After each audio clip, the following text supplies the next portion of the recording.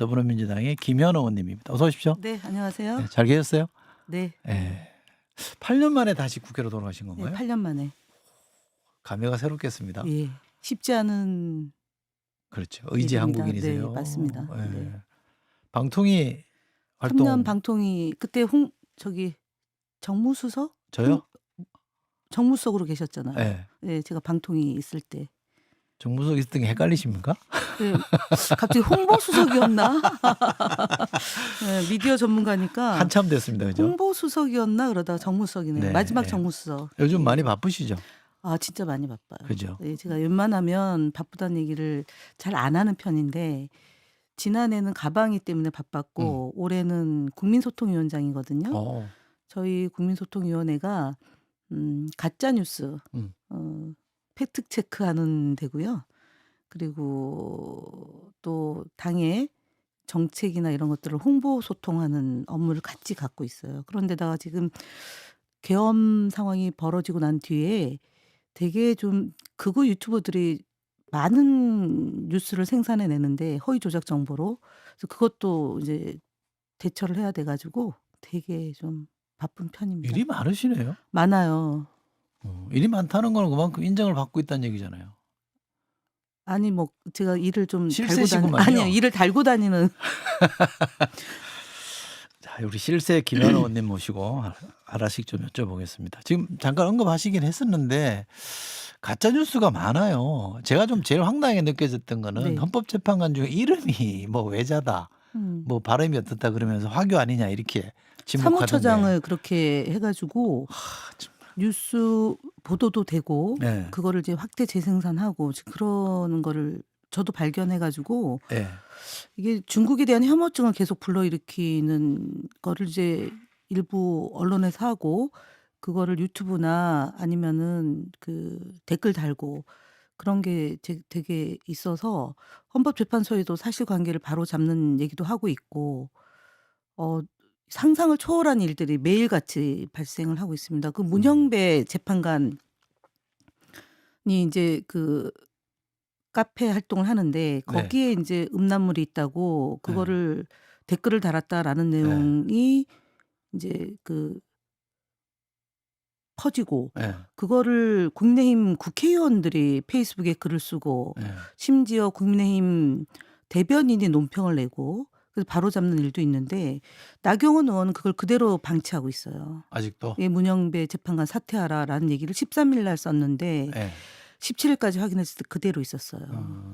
되게 위험한 일들이 지금 국민의힘 안에서 벌어지고 있습니다. 사실이 아닌 걸로 밝혀졌는데도. 밝혀졌고 원내 대변인이 바로잡는 정정하는 성명서를 냈음에도 불구하고 판사 출신의 국회의원이 그런 일들을 하고 있다는 거고 그다음에 김문수 의원은 대정부 질문에서 김구 김문수? 선생의 국적이 어디냐라고 장관? 얘기하니까 김문수 장관이 중국이라는 설이 있다라는 얘기를 버젓이 하고 있단 말이에요.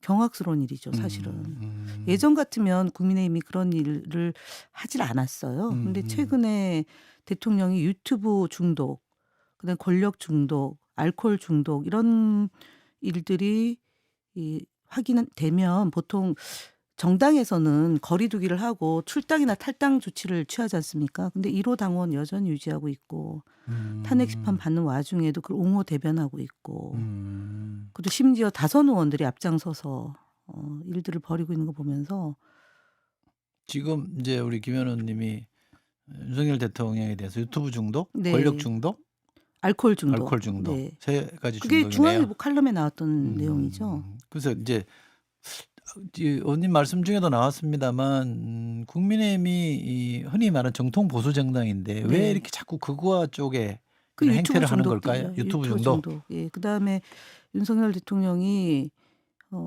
합리적인 판단을 하셔서 국정 운영을 했다면 이런 지경까지 안 오게 된 거잖아요.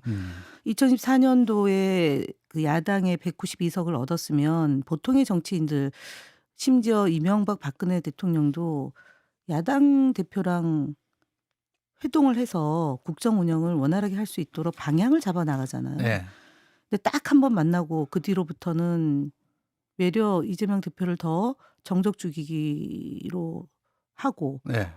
계속 이제 악마화시키는 일들을 벌였어요. 그래서 네. 그것이 찾아보니깐 어 유튜브 중독에서 비롯된 거고, 그리고 야당의 존재를 인정 안 하고 거부권 행사하고, 이 거부권 행사한 것 때문에 계엄을 했다 이렇게 얘기를 하시잖아요. 야당의 그 권한, 예. 국회의 예. 권한을 적법적 절차에 따라서 진행한 것도 받아들일 수 없는 그 정도 지경이 된 거다. 그러면은 자정 능력이 정당에 있어야 되는데 국민의힘이 그 기능이 상실했다 이렇게 봅니다. 알겠습니다. 국민의힘에서 문영배 헌재 재판소장 권한대행 탄핵 카드 지금 보니까 78명이 네. 서명을 했다는데 원래 108명이잖아요. 그 당 네. 소속이. 30명이 지금 뭐 원내 지도부는 안 했다 이제 이런 얘기인데, 예. 제가 볼 때는 뭐 그냥 언플용 아닌가 싶습니다. 어차피 가결은 안 되는 안 거잖아요. 되죠. 150명 예. 이상이 돼야 되니까. 그럼 정치적 행위로 네, 하는 그렇습니다. 거구만요. 네.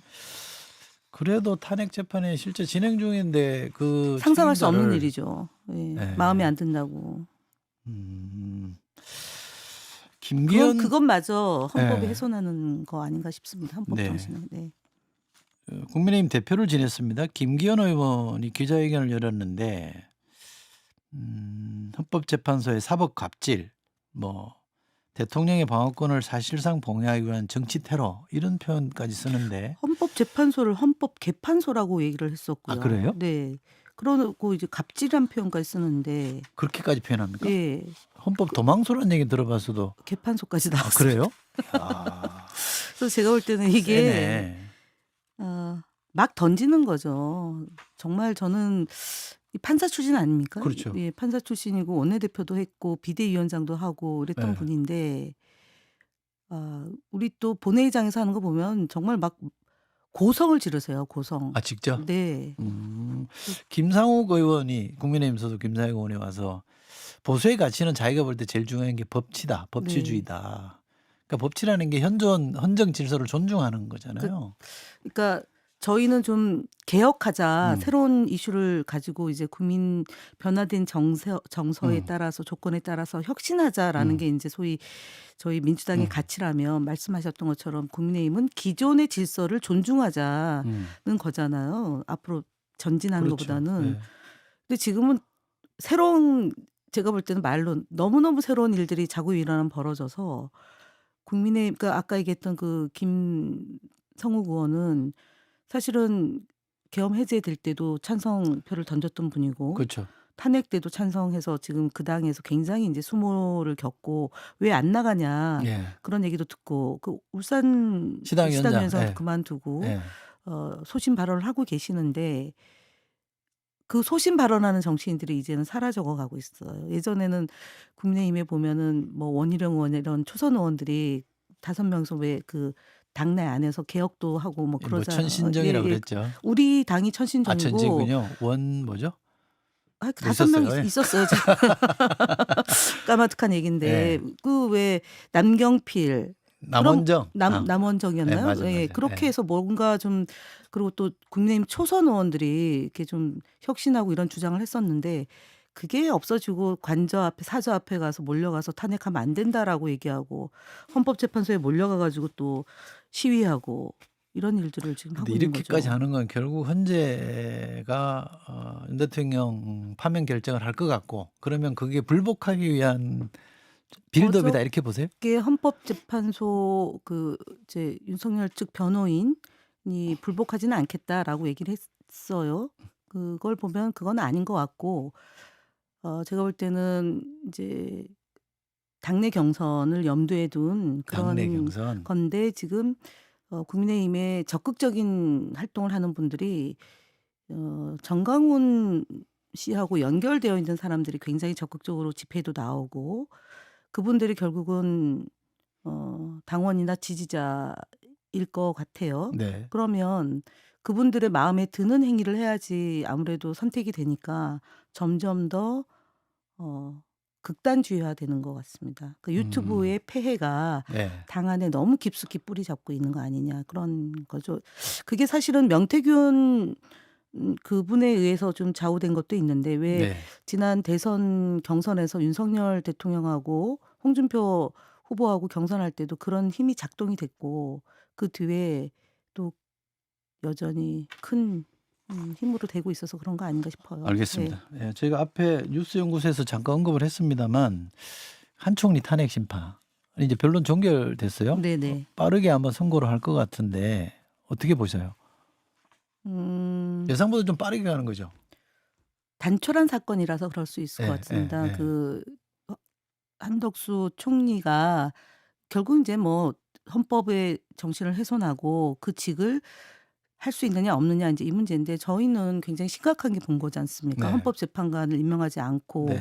시간 끌기 한 거고 그다음에 내란에 동조한 혐의가 음. 있다라고 본 거기 때문에 조금 전에 본 해석하고 좀 다르게 저는 인용 가능성을 높게 보고 아, 있습니다. 그래요? 네. 그러니까 이진숙 그 위원장은 사실은 2명으로 결정한 것 자체가 유연적이냐 아니냐라는 부분이 좀 불비한 점이 있습니다. 방통위 설치법에. 네.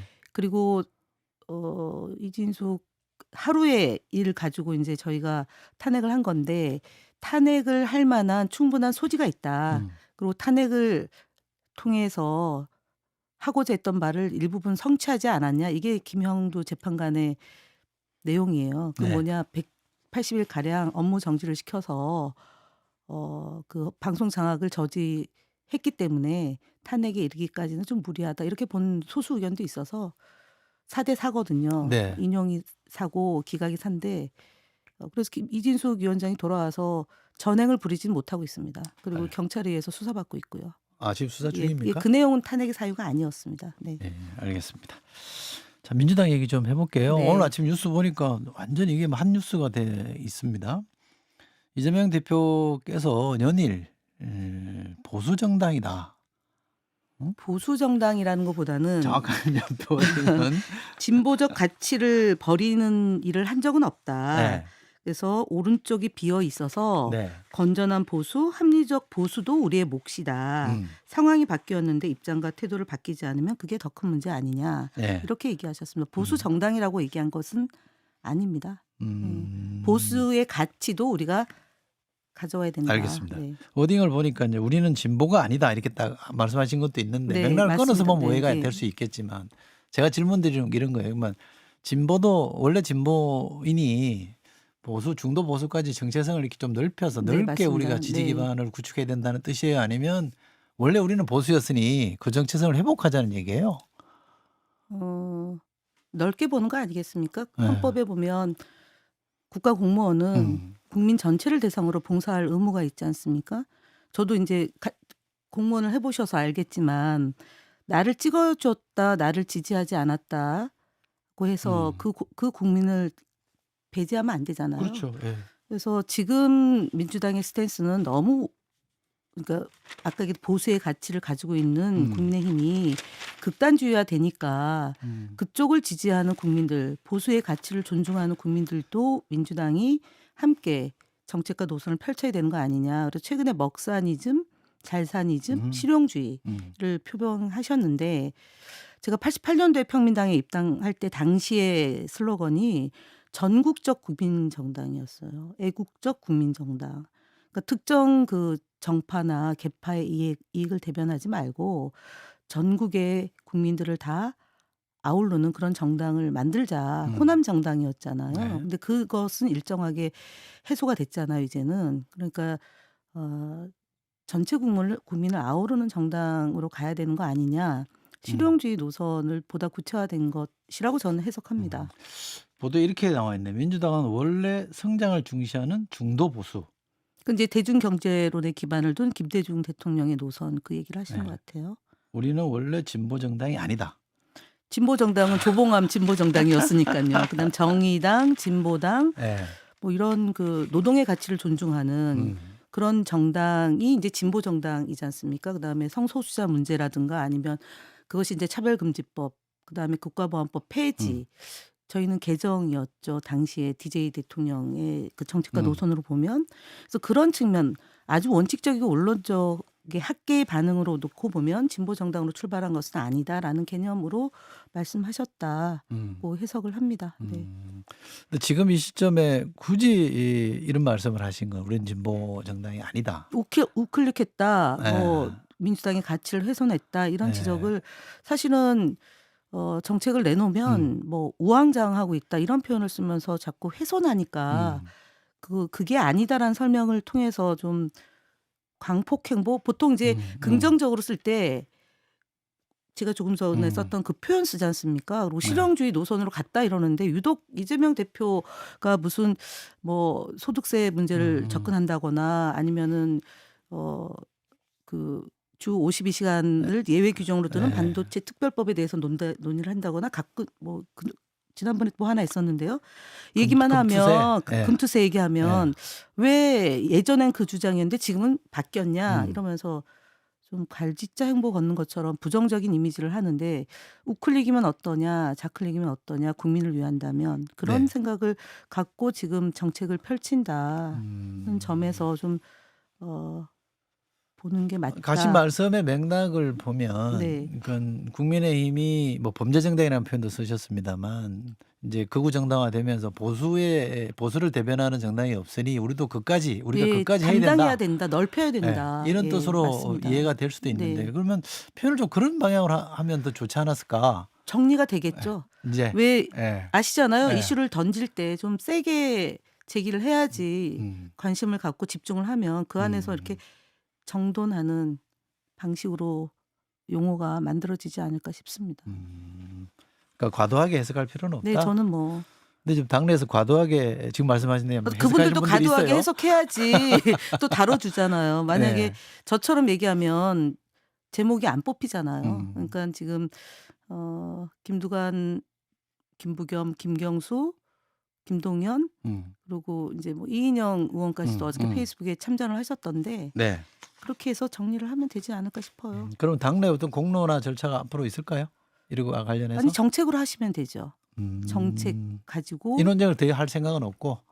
뭐 보수냐 진보냐가 아니라 네. 정책을 놓고 이 정책을 우리가 가져가야 되느냐 마느냐 이제 이 문제일 것 같습니다. 특히 지난 미국 공화당의 네. 공약을 보면 그러면 그게 보수냐라고 보기에도 아니거든요. 네. 그러니까 제가 이렇게 오랫동안 정치권에 몸담아 있으면서 느끼는 거는 국민을 대상으로 정치를 하다 보면 극단적인 입장들은 좀 정돈이 되고 국민들의 평가에서 선택이 될 거라고 봅니다. 저는 잘사니즘, 먹사니즘, 실용주의가 이번 대선 전국에 조기 대선 네. 전국에 하두가 될 거라고 생각합니다. 그럼 넓게 이제 지지 기반 이제 국힘이 조금 이제 너무 네, 많이 지금 뭐 너무 나가버렸으니 나가잖아요. 여기가 네. 비어 있어요. 그까지 다 우리가 포괄해야 된다 이런 네. 말씀이시잖아요. 네. 그러면 김경수 지사가 최근에 뭐 한국형 연장 그 다를 바가 없어요. 같은 거예요? 그 다음에 탄핵에 어. 찬성했던 국민의힘 국회의원들도 대상이 된다라고 네. 얘기를 했지 않습니까? 그럼 그분들이 갖고 있는 보수 정책을 받아 안아야지만 되는 거잖아요.